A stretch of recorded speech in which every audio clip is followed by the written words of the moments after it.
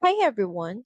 So for today's video, I'm going to teach you how you can easily remove green screen in Canva. So first, let's just click on video. Let's select this template. Next is just upload the file that you want to edit. Then we can drag our video in our template. We can adjust it. And once done, just click on the video. Then click on background remover. So just wait patiently while Canva processes our video.